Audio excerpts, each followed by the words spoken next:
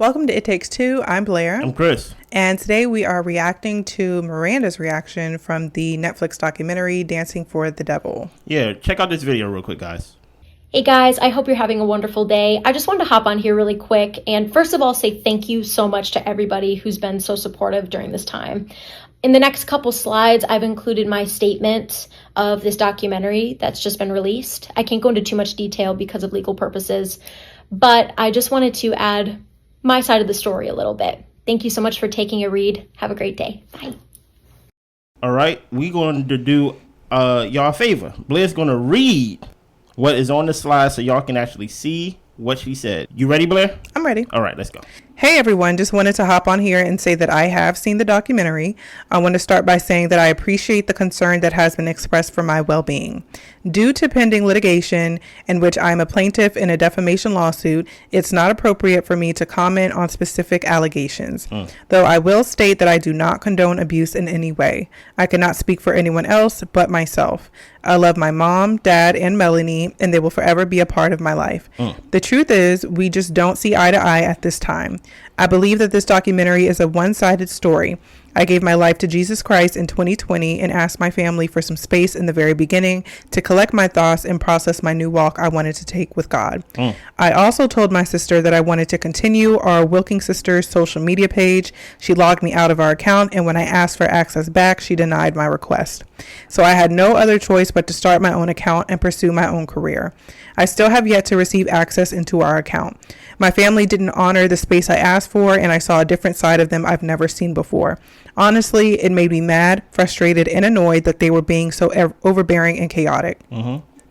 In 2020, I went to Michigan to visit my family for Christmas. My papa was taken to the hospital due to medical issues.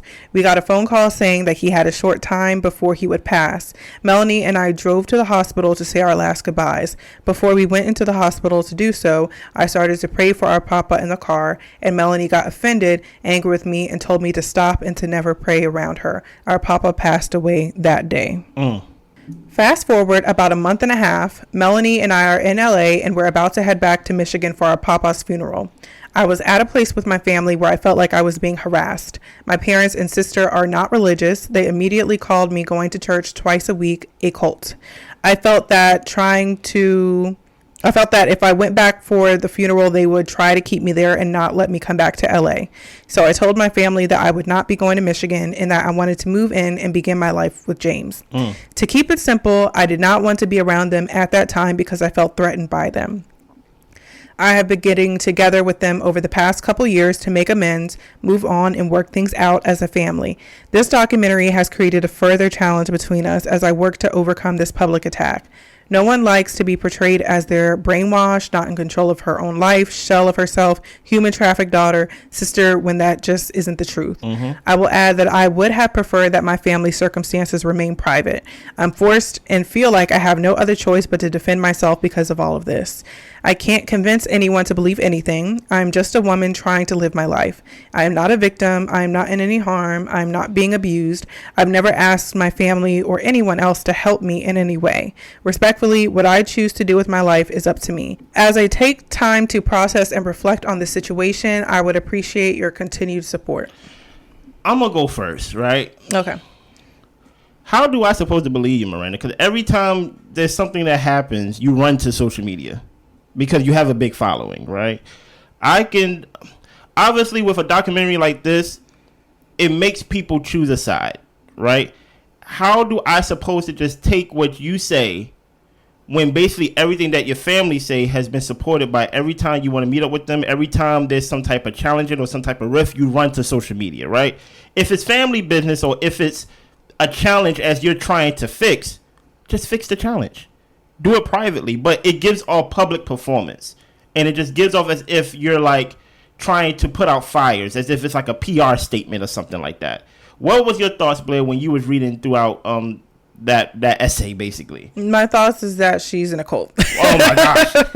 That's pretty much as far as my thoughts went. Like you said, you're kind of forced to choose a side, and the documentary convinced me. Wow. I mean, Robert convinced me off of the things he was saying Whole time, in though. the documentary. Whole time, though. So, and then it's just so interesting how at one point you tell everybody not to contact their family. Now he says, go ahead, it's fine. And now you're contacting your family. It seems like you're being told what to do. Exactly. So, you can think that this is something you're choosing of your own will and all that type of stuff. And it very well could be something that you want to do and want to be a part of. But he's also affecting you and your decisions and your actions and how you interact with your family. And I think that is markings of there being an outside source, Robert, telling you how to be and what to say and how to act. So, I mean, she didn't convince me nothing different. First of all, you hit the nail on the head 100%. Robert convinced me it's a cult. Yes. Most of the things that we heard about the church, we heard his sermons throughout the documentary.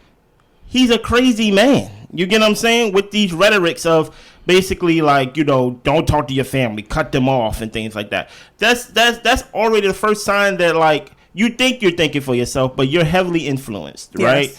I want to speak to the accusations of her saying that my sister changed the passwords and things like that. Let's say she did change the passwords. Yeah. Right? Let's say she did change the passwords. First of all, let me tell you how social media works in a way, right?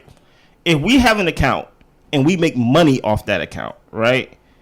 And number one, you isolated yourself from me. You don't talk to me. I haven't seen you, but you still want access to the account, which in regards give you access to the money. Yes, I'm going to change the passwords. Yeah, you don't talk to me. Exactly. Why would you have access to the account? You don't talk to me. You don't answer me. Exactly. Like, why would you need access to the account? Exactly. You don't even live here. Yeah. So why would I give you potential access to an account that you can just take it back to your pimp?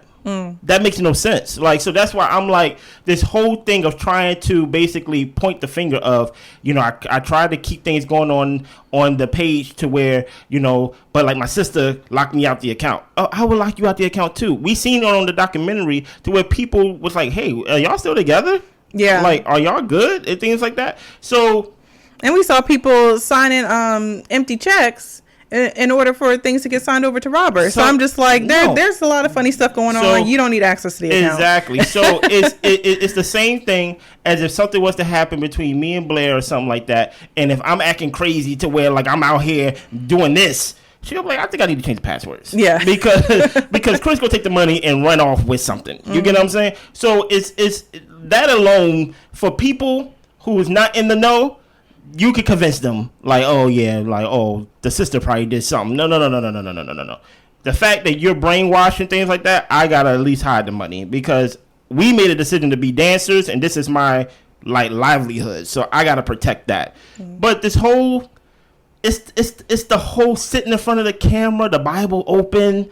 This whole thing of I decided to give my life to Jesus, and I told my family I needed space to transition into this new walk. Why you need space? Jesus called us to be with our families. Yeah. To love our families. People. So I don't even understand this whole rhetoric of like, because I became a Christian, I asked my family for space and they did not give it to me. Because you didn't become a Christian. Yeah. Like, because you became a follower of someone's teachings and things like that. Robert's teachings. Of Robert's teachings. So the Church of Robert. So it sounds weird, right? No one's saying that you're part of a cult because you go to church 2 times a week. There's some people that go to church 4 times a week and things like that. You're part of a cult because we heard Robert's teachings and he gives the teachings of someone who's leading a cult. Yeah. It's that plain and simple. Yeah. Do you think there will be... Also, I do want to speak to her because I do believe that they told her to make this video 100%, right? This is where it becomes dangerous because she has a huge following on social media, right? You can over here and give your fake support to like the SA victims and things like that, basically saying like, I haven't been touched and things like that. And that may be true, right? But to basically make it seem like, I am in support of SA and things like that. When you see all the evidence against Robert, at least from this documentary, from people's testimony themselves. What do you mean by in support? By her saying things like, basically the documentary is not true because she's trying to basically frame the documentary in a way to where they kind of lying about her though. about her, but her family's the one that got the SA they got the SA case coming up in next year. Yeah, but she's saying that it didn't happen to her. I understand it didn't happen to her, but it's like... I'm saying, I think she made it clear she's not in support of it, is all I'm saying. I think she made it clear she's not in support of it, but by her, I do not believe that she made this video on her own. Right. I think she was told by Robert to Agreed. make this video. So if you're in support of people that have been SA'd, but you are being told by the one who SA'd somebody else to make a video to cover bases, you're not in real support. Dude, you kind of get what I'm saying? Even though I took us the long way, we're here. You get what I'm saying? Yeah. So I'm like, because I'm under the whole impression that Robert told her to do this video. So that right there already lets me know you don't believe that Robert did such a thing.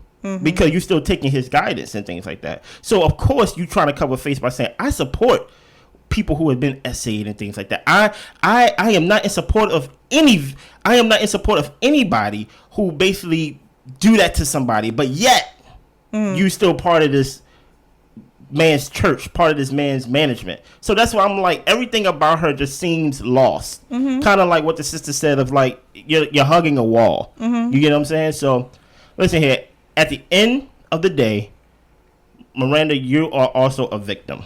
So I hope that everything's all right with you. You are not our enemy. And when I say our, I'm talking about society, right? Yeah. We are not doing this to basically be like, oh, Miranda's now a bad person and things like that. That's not what it is. We just hoping that just like the other people, the former members, as Blair said in the other parts of the documentary, of, hey, talk to the other members that left the church and things like that. Yeah. Or even the older members that are still there. Like, what happened 15 years ago, y'all? They could tell you some kind of story. But be careful, because the ones that's still there, they may be like, yeah, man, some people try to come and try to accuse our pastor, but our pastor handled it. Like talk to the ones that like left. Yeah. Something that point out in the documentary, his right-hand man left. Yeah, his sister left. The people that was closest to him. With majority of the women in the congregation. Come on now. Like, does that not mean anything? It don't, because she's seen it. Yeah. And she stayed. You get what I'm saying? So I'm not saying this in a way to like, Miranda is evil and things like that. Everybody say bad comments to her. I'm just saying, like, I hope, like, in some way, in some fashion, you can wake up and you can still leave with parts of your life and not be... Basically, Priscilla basically told her story so everybody else cannot be...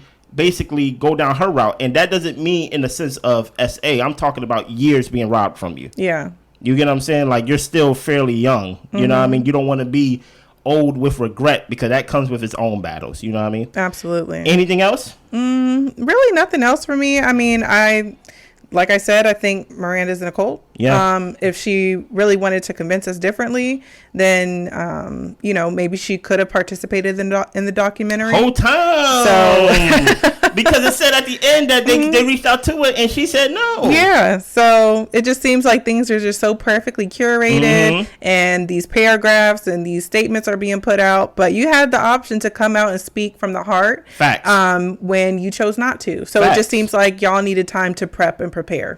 So. And look, I like it that you wrote it down, or somebody wrote it down. Yeah. Because if I get you talking enough, the truth might come out. The truth might come out. Yeah. So you just told us in a video that, hey, I have a statement for y'all. Here it is. I'm like, no, talk to us. Yeah. You know what I'm saying? Talk. Open up the line so you can accept some questions. You get what I'm saying? You know? But no, it gotta be, like Blair said, it gotta be perfectly set out. Yeah. We already got your statement set out. Just get in front of that camera and say what you gotta say. Right.